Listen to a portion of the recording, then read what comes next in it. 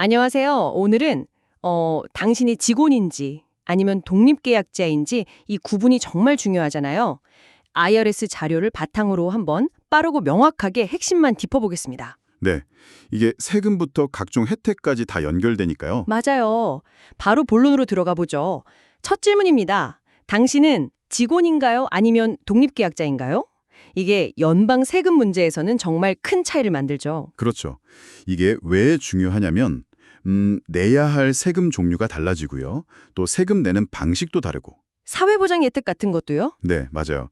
사회보장이나 메디케어 혜택 자격, 또 회사에서 제공하는 복지 혜택 같은 것들, 이런 전반적인 세금 책임까지 다 영향을 받습니다. 아, 정말 많은 게 걸려 있네요. 네, 그래서 IRS나 법원에서는 단순히 계약서만 보지는 않아요. 실제 그 관계의 여러 사실들을 다 종합적으로 보거든요. 하나만 딱 보고 결정하는 게 아니군요. 거의 없습니다. 크게 세 가지 카테고리로 나눠서 판단하는데요. 첫째가 행동통제, 둘째가 재정통제, 그리고 마지막이 당사자 간의 관계입니다. 행동통제, 재정통제, 관계. 알겠습니다. 그럼 첫 번째, 행동통제부터 좀 더 자세히 볼까요? 이게 사업주가 일하는 방식을 지시하거나 통제할 권리가 있냐는 거죠? 꼭 실제로 간섭하지 않더라도요. 네, 정확해요. 그 권리가 있느냐 없느냐가 핵심입니다. 예를 들어서 언제 어디서 어떻게 일해라, 어떤 도구를 써라, 심지어 누구를 조수로 고용해라, 어디서 물품을 구매해라, 이렇게 좀 상세한 지침을 받으면 이건 직원일 가능성이 높구나, 이렇게 보는 거죠. 지침이 상세할수록요? 네. 그리고 또 회사가 어떤 특정 방식으로 일하라고 교육을 시켜준다. 이것도 우리 방식대로 하세요. 라는 그런 신호를 볼 수 있는 거죠. 아, 교육도요. 그럼 되게 구체적인 지시나 교육을 받으면 다른 조건이 좀 애매해도 직원으로 볼 가능성이 커지겠네요. 네, 그럴 수 있습니다. 반대로 이제 결과물에 대한 요구는 있는데 어떻게 할지에 대해서는 좀 터치가 적다.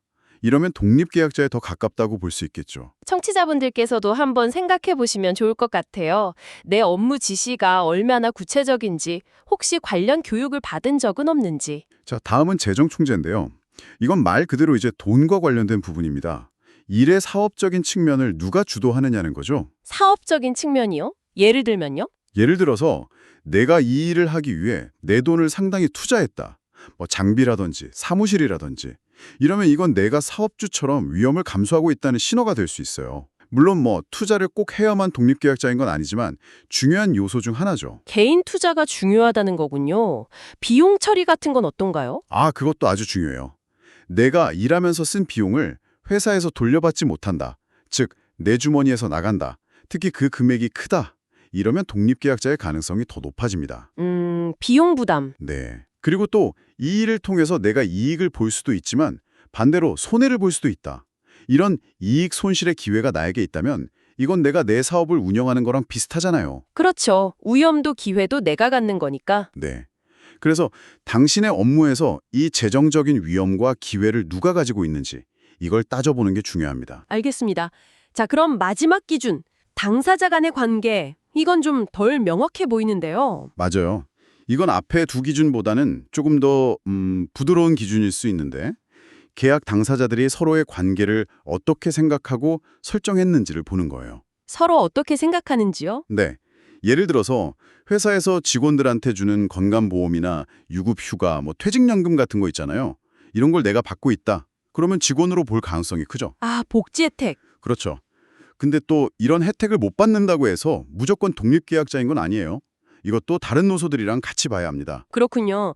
그럼 계약서에 독립계약자 계약서라고 딱 명시되어 있으면요. 그건 얼마나 중요한가요? 계약서 내용도 물론 중요합니다. 양측의 의도가 담겨 있으니까요.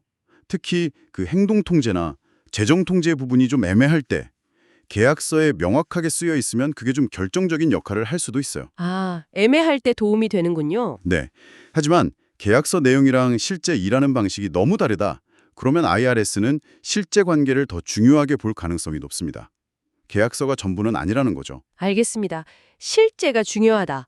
그럼 이제 직원일 때랑 독립계약자일 때 세금 책임이 어떻게 다른지 좀 정리해 주실 수 있을까요? 네. 자, 직원이다. 그러면 보통 고용주가 월급 주기 전에 소득세랑 사회보장세, 메디케어세를 미리 떼죠. 이걸 원천징수라고 하고요. 네, 원천징수. 그리고 고용주가 내야 할 몫에 사회보장세, 메디케어세, 그리고 실업세, 후타도 내줍니다. 연말에는 W2라는 서류를 받게 되고요. W2. 반면에 독립계약자다 그러면 사업주가 세금을 미리 떼지 않아요. 대신 1999-MISC 같은 서류로 이만큼 지급했다고 보고는 할 수 있죠. 세금은 본인이 직접 다 계산해서 내야 합니다. 소득세는 물론이고 자영업세 세가라고 해서 사회보장세랑 메디케어세에 해당하는 금액을 본인이 다 내야 해요. 아, 자영업세. 그게 부담이 좀 크겠네요. 그렇죠. 그래서 보통 예상세액을 분기별로 미리 납부해야 할 수도 있고요. 대신 장점도 있는데 일과 관련된 여러 비용들, 예를 들어 재료비나 사무용품 비용 같은 걸 스케줄 C라는 서식에 신고해서 소득에서 공제받을 수 있어요. 아, 비용 처리가 가능하다는 장점이 있군요. 네, 사업비용으로 인정받는 거죠. 만약에 제 상황이 좀 애매하다. 이게 직원인지 독립계약자인지 헷갈린다. 그럼 어떻게 하는 게 좋을까요? 그럴 때는 IRS의 폼 SS8이라는 서류를 제출해서 판단을 요청할 수 있어요. 이게 근로자 상태 결정 요청서인데 IRS가 공식적으로 판단을 내려주는 거죠. 시간은 좀 걸릴 수 있지만 가장 확실한 방법 중 하나입니다. 폼 SS8. 기억해둬야겠네요. 자, 그럼 오늘 이야기 정리해보겠습니다. 내가 직원인지 독립계약자인지는 행동통제, 재정통제, 그리고 당사자 간의 관계. 이 세 가지 기준을 종합적으로 봐야 한다. 어느 하나만 딱 보고 결정할 문제는 아니다 이거죠? 네, 맞습니다. 전체 그림을 봐야 하고요. 그리고 이 구분이 단순히 세금 신고 방식의 차이뿐만 아니라 내가 받을 수 있는 여러 혜택이나 법적인 보호에도 직접적인 영향을 미친다는 점을 꼭 기억하셔야 합니다. 그렇군요. 더 자세한 정보는 어디서 얻을 수 있을까요? 일단 IRS 웹사이트에 자료가 잘 나와 있고요. IRS 퍼블리케이션 1779 같은 간행물도 도움이 될 겁니다. 그래도 복잡하고 내 상황에 딱 맞는 답을 찾기 어렵다면 세무 전문가와 상담하시는 게 가장 좋겠죠. 네. 전문가 상담도 좋은 방법이겠네요. 오늘 저희가 나눈 이야기들이 청취자 여러분께서 본인의 상황을 좀 더 명확하게 이해하시는데 조금이나마 도움이 되었기를 바랍니다. 잠시 시간을 내서 오늘 이야기 나눈 세 가지 기준 있잖아요. 행동통제, 재정통제, 관계. 이걸로 내 업무 환경이나 계약 조건을 한번 스스로 점검해 보시는 건 어떨까 싶네요. 저희는 다음 문석에서 다시 찾아뵙겠습니다.